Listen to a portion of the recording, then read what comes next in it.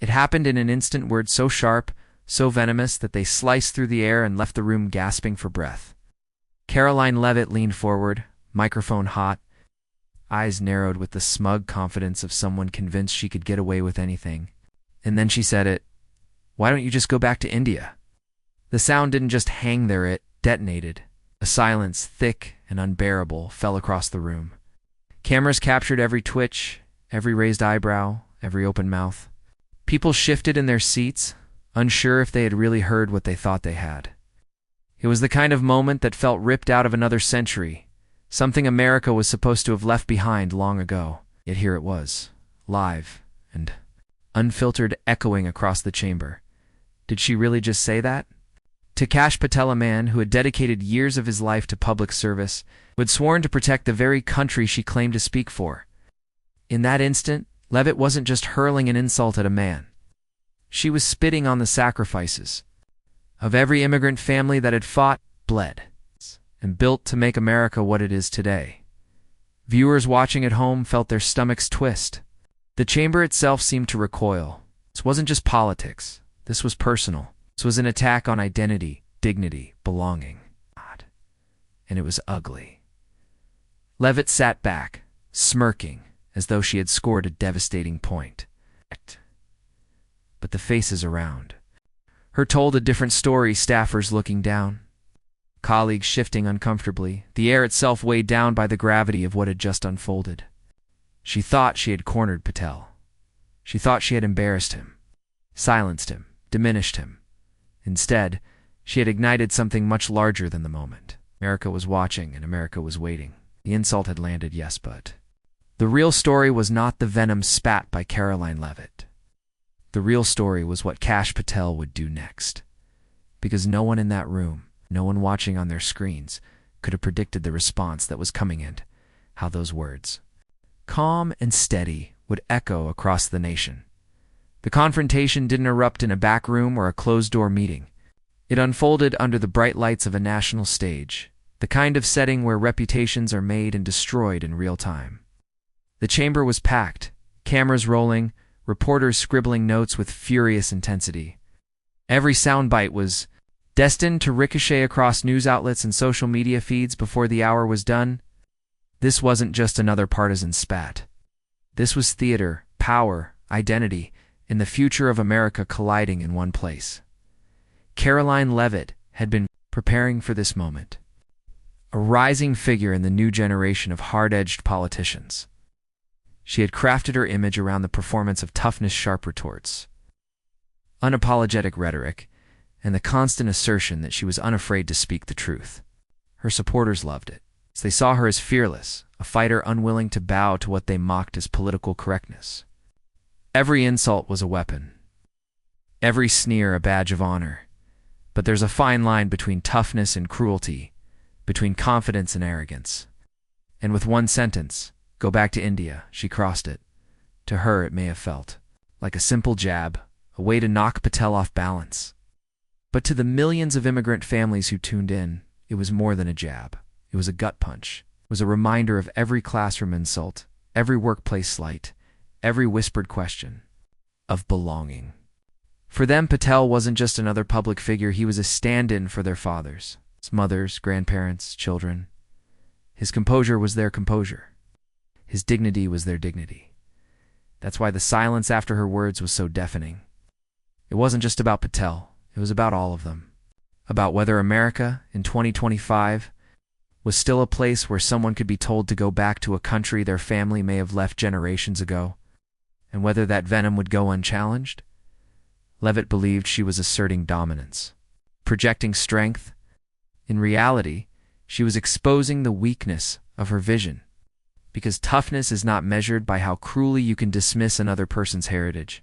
Real toughness is measured by how calmly and powerfully you rise above that cruelty. And this was where Kash Patel had an opening, whether he knew it or not. The insult had placed him at the center of something much larger than a political sparring match. He was no longer speaking just for himself. In the eyes of countless viewers, he was about to speak for them, for every immigrant kid who had been mocked for their lunchbox, for every parent with an accent who had been laughed at, for every soldier who had risked their life only to be told they didn't belong. The stakes had skyrocketed. Patel's next words would not just be a rebuttal. It would be a declaration. It's a declaration of belonging, of dignity, of what it truly means to be American. The cameras were ready. The audience was breathless.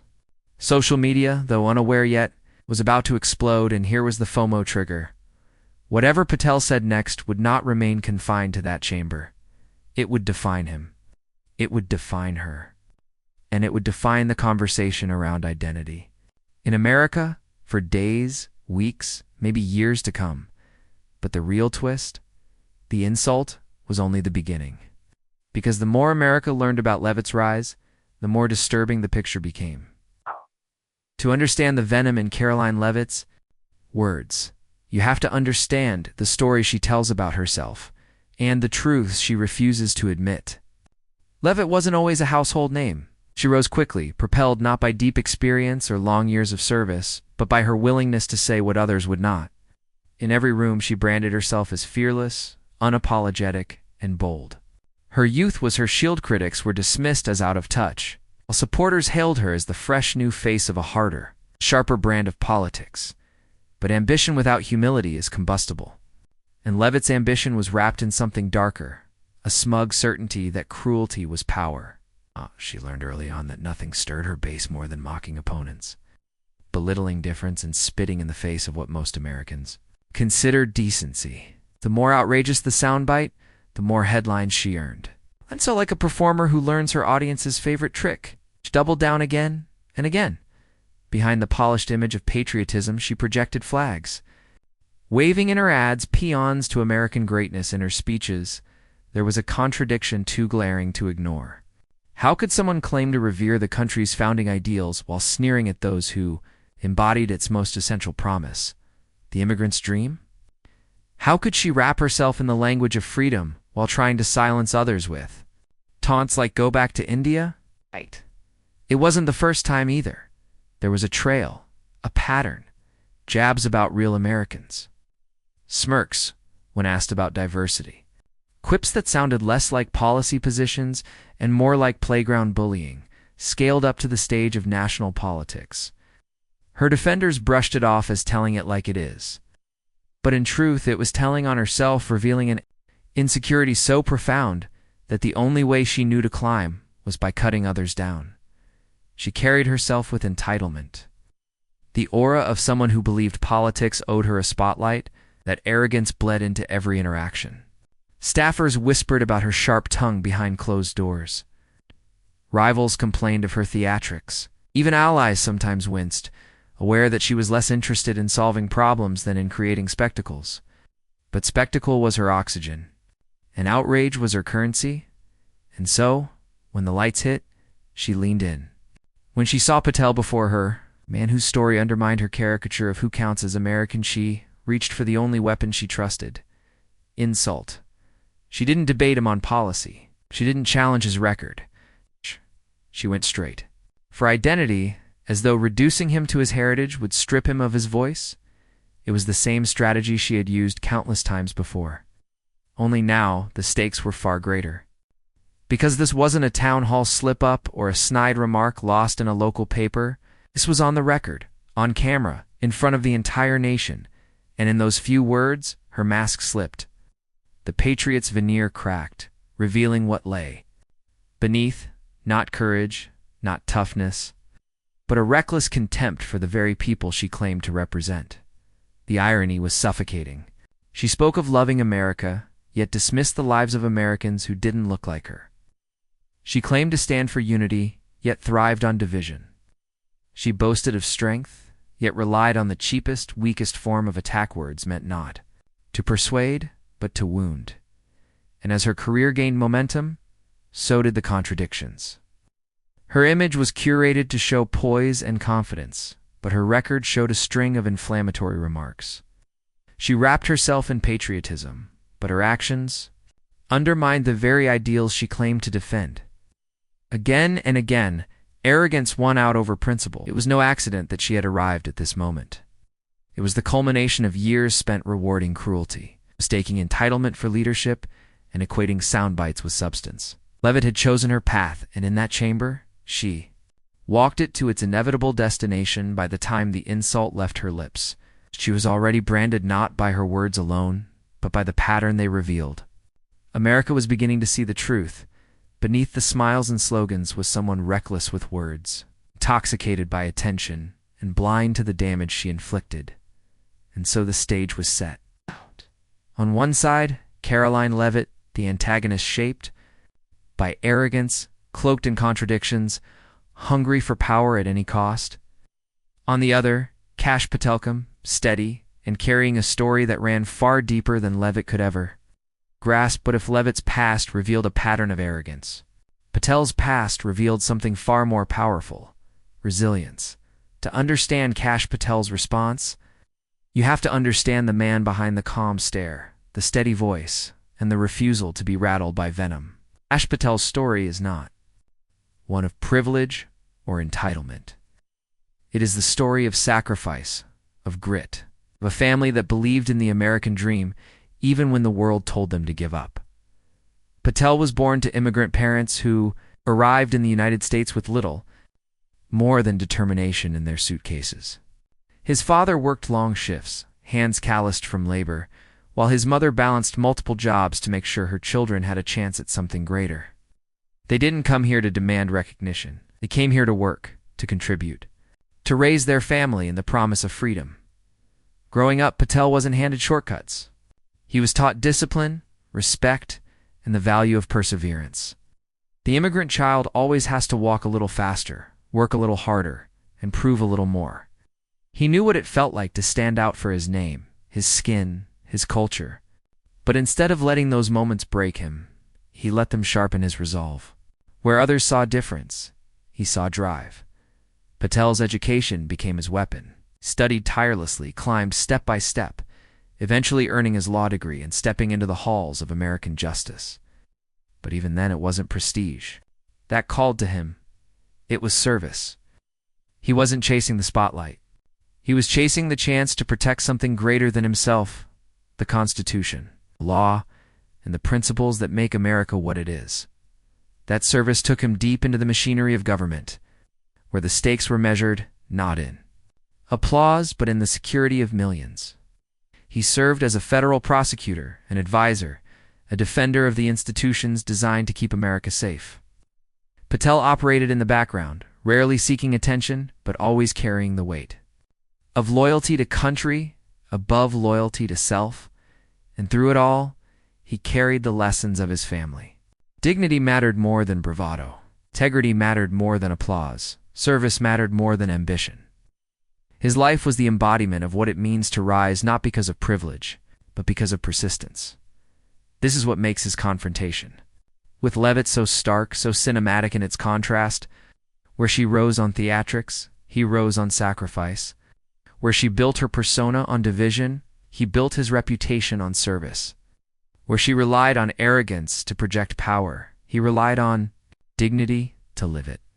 And that dignity showed in the way Patel handled himself, both in public and in private. Ask those who worked with him and they'll tell you, he didn't shout to be heard. He didn't cut others down to stand taller. He carried himself with a calm that was rare in the frantic world of politics. His strength wasn't loud, but it was undeniable. For immigrant families across America, Patel's journey was more than just one man's story. It was validation. It was proof that the sacrifices of their parents and grandparents could blossom into something extraordinary. That the sleepless nights, the double shifts, the quiet prayers whispered in small apartments could lead to a child who would someday sit in the highest halls of power. Not as an outsider, but as an American. This is why Leavitt's insult stung so deeply. Because when she told Patel to go back, she wasn't just targeting him. She was targeting the millions of stories like his: the mothers who scrubbed floors, the fathers who bent their backs in factories, the children who studied late into the night to chase a dream bigger than themselves. Her insult tried to erase that. Patel's very existence disproved it. And yet, Patel never let bitterness consume him. That's the mark of his resilience. Time and again, he faced moments when others tried to reduce him to his heritage, his skin color, his background. And time and again, he chose not to lash out, but to rise above, to let his service and his record speak louder than prejudice. It wasn't weakness. It was strength, the kind of strength that doesn't crumble under insult, but transforms it into a lesson. It's a kind of strength that doesn't retaliate with hate, but answers with truth. The kind of strength that doesn't seek to humiliate, but to inspire. That's what made him the perfect counterweight to Leavitt. Because in a battle of arrogance versus dignity, arrogance always burns hot but fast. Dignity, by contrast, endures. And Patel's dignity had been forged in years of sacrifice, tested in moments of doubt, and proven in acts of service. So when Leavitt hurled her insult, America wasn't just watching a clash of personalities. They were witnessing the collision of two very different visions of what it means to be American. One vision small, mean-spirited, and rooted in exclusion. The other vast, resilient, and rooted in sacrifice and service. Patel's journey was not just his own. It was the journey of countless others who had been told to leave, who had been made to feel lesser, who had been doubted at every turn, and yet chose to stay. To fight, to give, and to serve. His response would carry the weight of all those stories. And it was that journey, the struggles, the sacrifices, the service that prepared him for the moment when the entire nation watched, waiting for his response. The insult hung in the air like smoke that refused to clear. For a moment, the chamber remained frozen, caught between disbelief and outrage. The camera zoomed in, capturing Patel's face, still composed, unreadable. He didn't flinch. He didn't scowl. He simply looked back at Leavitt with the calm gaze of a man who had endured far worse and learned the power of patience. But Leavitt mistook his silence for weakness. She leaned into her microphone again, emboldened, her voice dripping with self-satisfaction.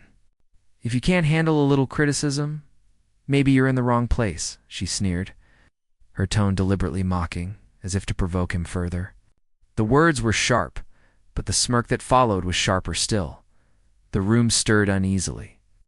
Even those accustomed to the rough and tumble of political debate felt the tone shifting into dangerous territory. This was no longer about policy, disagreements, or ideological sparring. This was about dignity. And everyone could feel the stakes rising with every word. Patel sat back in his chair, hands folded, eyes steady. He didn't interrupt. He didn't rush to defend himself. Instead, he let her continue, let her noise echo through the chamber. His silence became its own kind of power. It unsettled her. It unsettled everyone. In contrast to her bluster, his restraint carried the weight of discipline, the kind that can only be forged through years of struggle and service. But Leavitt wasn't done. She thrived on spectacle, and the attention of the cameras spurred her on. "This is America," she declared, gesturing dramatically to the room. "We don't need outsiders lecturing us about what it means to be patriotic." Her words dripped. With irony, her voice raised just enough to draw scattered applause from a few loyal supporters in the crowd. The applause was thin, forced. Most people sat in stunned silence. The tension was unbearable, the clash of arrogance against composure. Playing out in real time, it was as if the entire chamber held its breath, waiting to see whether Patel would finally break, whether the calm exterior would shatter under the weight of her taunts. But Patel didn't break. If anything, his silence grew heavier, more commanding. Each insult she threw seemed to bounce harmlessly off the armor of his dignity. His lack of reaction only amplified the cruelty of her words, making them echo louder, exposing them for what they were. Leavitt began to fidget. The smug confidence was still painted on her face. But there was a crack at the edges, a flicker of frustration that her opponent refused to play his part in her performance. She wanted fireworks, a shouting match, a moment she could spin into victory. Instead, she was met with the quiet force of a man who refused to be baited. The audience, both in the chamber and across the country, could feel it. They could sense the balance shifting. What began as her attack was turning into his moment. The louder she grew, the smaller she appeared. The quieter he remained, the larger he loomed. It was a masterclass in restraint. Patel's silence was not submission, it was strategy. Every second he waited, every breath he held, Every calm glance in her direction built suspense like a drumbeat in a cinematic score. The nation leaned closer to their screens. They could sense that something was coming, something inevitable. The tension had reached its breaking point. Leavitt's voice, shrill and desperate now, rang one final time through the chamber. People like you will never understand what it means to truly love this country. The words hit the microphone like a gavel, harsh and final. A hush swept the room. For the first time, even Leavitt seemed to pause, as though she too could feel that the moment had turned against her. And then, with one calm breath, Patel leaned forward and delivered the words that would change everything. Patel leaned forward. The room so quiet you could hear the shuffle of papers on a desk 3 rows back. He didn't rush, not insult. With insult, instead, he let the weight of silence carry his presence. His voice, when it finally broke through the stillness, was calm, measured, almost gentle, yet it landed with the force of a hammer. You told me to go back to India, began, his eyes fixed on Leavitt. The repetition of her words stung, anew, echoing through the chamber with greater clarity than when she first spat them. But let me tell you a story. A story not just about me, but about what it means to be an American. The audience leaned in. Even Leavitt, suddenly less sure of herself, shifted uncomfortably in her chair. My parents came to this country with nothing, Patel continued, his tone steady, unshaken. They didn't come here looking for handouts or shortcuts. Came here because they believed in the promise of America, that if you work hard, play by the rules, and serve your community, you can build a life for your family. My father worked in factories. Mother took jobs that most people overlooked. Together, they raised their children to honor this country, to cherish its freedoms, and to give more than they ever took. A murmur rippled across the chamber. The narrative had shifted. What moments ago was an attack on Patel's identity was now a universal story, one that countless families across America recognized as their own. Patel paused, allowing the silence to breathe before pressing forward. You told me to go back. But my parents didn't raise me to go backward. They raised me to move forward. And forward meant education. Forward meant service. Forward meant dedicating my life to defending this country, even when people told me I didn't belong. Gasps echoed faintly, the weight of his words sinking deeper. Viewers at home would later describe it as the moment their hearts swelled. With pride, he wasn't just defending himself. He was defending them, the immigrant families, the outsiders, the overlooked. Patel's eyes never left Leavitt's as he went on. I served in the Department of Justice. I prosecuted criminals who threatened our communities. I advised leaders at the highest levels of government to keep this nation safe. I swore an oath to the Constitution, an oath that I honored with my work and with my life. And do you know why I did it? He leaned forward, his voice firm now. Because America is my home, not by accident, not by permission. By choice, by sacrifice, by service. The chamber stirred with energy. Heads nodded. A few scattered claps broke the tension before being hushed by the weight of the moment. Even those who disagreed with Patel politically couldn't deny the power of what was unfolding. Leavitt's face, once smug, now betrayed cracks of discomfort. Her smirk faltered as the contrast grew unbearable, her arrogance laid bare against his dignity, her cruelty dissolving under his composure. Patel pressed on, his voice rising, not with anger, but with conviction. You see, patriotism isn't measured by the insults you hurl. It's measured by the sacrifices you make. Real toughness isn't mocking someone's heritage. Real toughness is standing guard for a country that sometimes doubts you, but you protect it anyway. That's what love of America looks like. That's what service looks like. The room erupted in applause. Not polite claps, but a thunderous, spontaneous ovation that rolled across the chamber. Cameras caught faces lit with admiration, even awe. It was the kind of moment that transcended politics, that pierced through cynicism. Patel raised a hand, gently, quieting the room. His control over the chamber was complete now. He had taken the insult meant to diminish him and transformed it into a sermon on Americanness. And let me be clear, he said, his voice softer now, but no less powerful. When you tell me or anyone like me to go back, you are not insulting us. You are insulting the very idea of America itself. Because America is not built on exclusion. It's built on inclusion. It's not built on fear of difference. It's built on strength through difference. My story is not foreign to America. It is America. Another wave of applause swept through the room. Hashtags were already being born in the minds of viewers watching live. Social media comments began to light up. This is the America I believe in. He spoke for all of us. Chills. Leavitt sat stiffly, her jaw tight. For the first time, she wasn't in control of the narrative. The camera caught her shifting uncomfortably, her eyes darting as if searching for an escape from the spotlight she had once craved. Patel wasn't finished.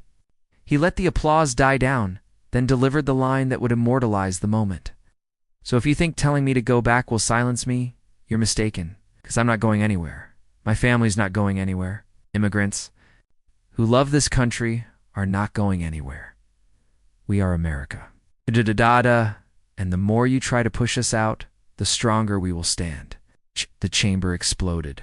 Applause, cheers, a standing ovation from corners of the room where moments earlier there had only been silence. Online, clips were already going viral. Commentators scrambled to clip and repost the moment, calling it a masterclass in dignity, a mic drop heard across the nation. Patel, meanwhile, simply sat back, his composure unbroken. He had said what needed to be said. He hadn't raised his voice, hadn't lashed out, hadn't mirrored the venom. It elevated the conversation above Leavitt's reach, leaving her exposed, diminished, and forgotten in the shadow of his words. And as he leaned back, the camera caught the look on Leavitt's face, once triumphant, now hollow. The battle she had sought to win had been lost in spectacular fashion. Not because Patel shouted louder, but because he stood taller. The nation was already reacting. Clips spread like wildfire, comment sections filled with pride and tears. Teachers played the exchange in classrooms. Families sent it to their children as proof that dignity could triumph over hate. What began as an insult had become an anthem, but as Patel's words echoed through the chamber, they were already reverberating far beyond those walls into living rooms, headlines, and millions of screens across America. The moment Patel finished speaking, the ripple began. By the time he leaned back in his chair, social media was already lighting up like a sky on the 4th of July. Clips of his speech. Seconds here, 90 seconds there were ripped from live streams and uploaded to Twitter, TikTok, Instagram. Within minutes, hashtags surged. Hashtag We Are America, hashtag Patel, mic drop. Tag Dignity Wins. The tone of the conversation flipped overnight. What started as outrage over Leavitt's insult transformed into awe at Patel's composure. On TikTok, teenagers stitched his words over images of their immigrant parents working late-night shifts set against swelling music. On Instagram, stories poured in children of immigrants posting, "He spoke for us." On Twitter, journalists called it the speech of the year. While political commentators whispered about how a single exchange had redefined Patel's public image, Leavitt, once so confident in her cruelty, suddenly found herself the villain. In a viral morality play, memes mocked her smirk. Screenshots of her fidgeting uncomfortably as Patel spoke, thinking, "You're patriotic," and then getting schooled on patriotism by Kash Patel in front of the entire country. It was like hundreds of thousands of times. Meanwhile, Patel was being elevated to something larger than himself. His words weren't just replayed, they were studied, admired, transformed into digital posters and motivational sound bites. College students shared them as affirmations of identity. Parents used them as teachable moments at the dinner table. Community leaders quoted him in speeches across the nation. Cable news joined the frenzy. On one network, a commentator called it the clearest rebuke of xenophobia in modern politics. Another described it as a rare moment of moral clarity in an age of noise. Even late-night comedians, normally cynical about political drama, replayed the clip with admiration, delivering punchlines not at Patel's expense, but at Leavitt's unraveling. Celebrities chimed in too. An actor with millions of followers tweeted this: "This is the America my grandparents dreamed of when they came here." A Grammy-winning singer posted on Instagram, "Patel spoke with more patriotism in 5 minutes than some politicians do in their whole careers." Each endorsement fueled the fire. pushing Patel's moment deeper into the cultural bloodstream. But perhaps the most powerful voices came from ordinary people. A veteran wrote on Facebook, "I served alongside immigrants who love this country more than some born here. Patel spoke for us today," and shared. "My parents were told to go back every day of their lives." Seeing Patel stand tall, I finally felt seen. The comments were endless, each one a small stone adding weight to the landslide of support. In contrast, Leavitt's world began to shrink. Reporters hounded her for clarification, but her responses, half denials, half deflections, only made things worse. The more she tried to spin the insult, the more her arrogance showed. Editorials piled up, calling her words a stain on the dignity of public service. Donors hesitated. Allies distanced themselves. What she thought would be her defining moment of dominance became her defining collapse. Meanwhile, Patel's stature grew not because he sought it, but because people gave it to him. He became a symbol of dignity under fire, a reminder of the resilience at the heart of America's immigrant story. His calm response was replayed not just as a clapback, but as a lesson, a masterclass in turning hate into hope. This was more than viral fame. It was cultural impact. Teachers assigned the speech for classroom discussion. Churches wove it into sermons. Podcasts dissected it for hours. Everywhere the same theme resonated. Dignity is power. Service is patriotism. Immigrants are America. By week's end, the numbers told the story. Millions of views across platforms, headlines in every major outlet. Polling data showing Leavitt's approval plummeting, while Patel's recognition skyrocketed. It was no longer just a confrontation. It was a cultural earthquake. And yet beyond the memes and the headlines, there was something deeper, a moral lesson that America could not ignore. In the days that followed, as the viral storm gave way to quieter reflection, Patel's words remained.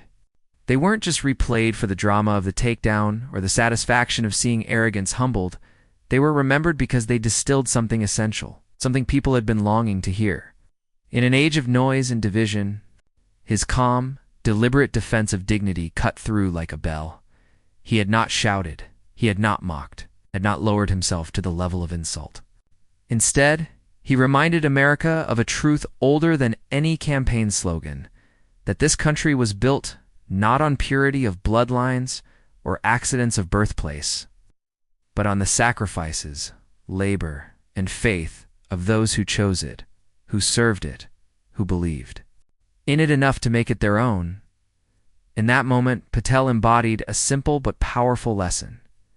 Dignity is stronger than arrogance. Arrogance burns hot but fast. It scorches, then collapses under the weight of its own emptiness. Dignity, by contrast, endures. It builds bridges where arrogance builds walls. It invites respect where arrogance demands it. It inspires where arrogance only intimidates. For immigrant families watching, his composure was a mirror of their own quiet strength.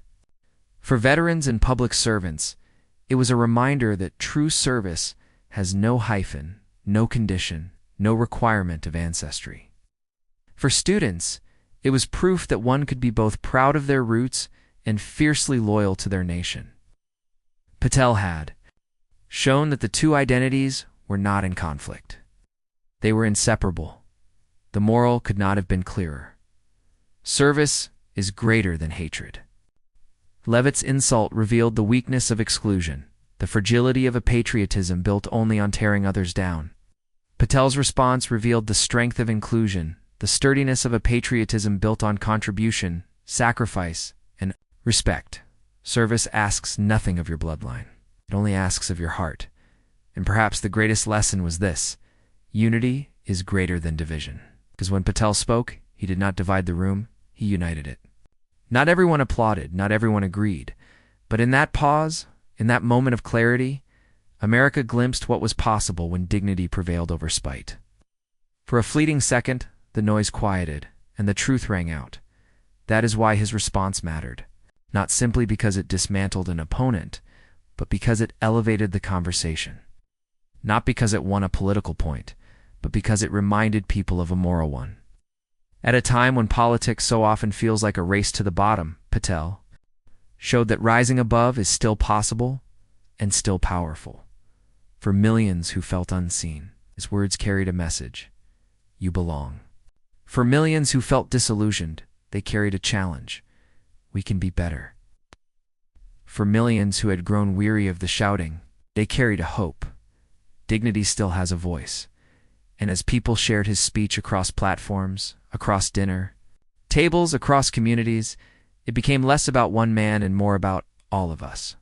It became a reminder that America is not defined by those who seek to exclude, but by those who stand up and say, this country is ours too. We have earned it, we have built it, and we will defend it, not just with words, but with lives of service and love.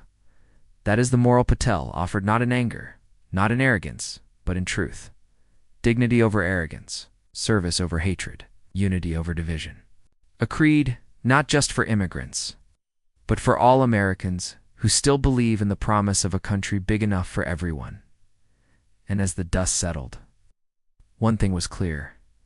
This was more than a debate. It was a reminder of who we are and who we must never become. Karoline Leavitt told Kash Patel to go back to India. She thought it would silence him, diminish him, reduce him to a caricature. Instead, it became the moment that defined her and redefined him. Because Patel did not answer arrogance with arrogance. He answered with dignity. He answered with service. He answered with America. And that is the arc of this story. A politician who mistook cruelty for strength. Humbled by a man whose strength was rooted not in insult but in sacrifice. Prejudice was met not with bitterness, but with patriotism. And in that contrast, America saw something unmistakable. Arrogance collapses. But dignity endures. For every immigrant family, for every child who has ever been told they don't belong, for every worker who has ever felt unseen, Patel's words were not just a defense of himself. They were a defense of you, a defense of us. A reminder that the promise of this nation was never about exclusion, but about expansion. It's never about ancestry, but about action. It's never about where you come from, but about what you stand for. And so the lesson lingers. Being American isn't about birthplace. It's about belief. It's about believing in freedom, in service, in the idea that our differences don't weaken us. They strengthen us. That is what Patel showed in that chamber. And that is what we must carry forward. If this moment moved you, if it reminded you of the America you believe in, then don't let it fade. Share this story. Subscribe for more. Add your voice to this movement. Because in the end, it isn't just about Patel's response. It's about ours. Together, we can ensure that. Dignity, not division, is what defines the future of this country.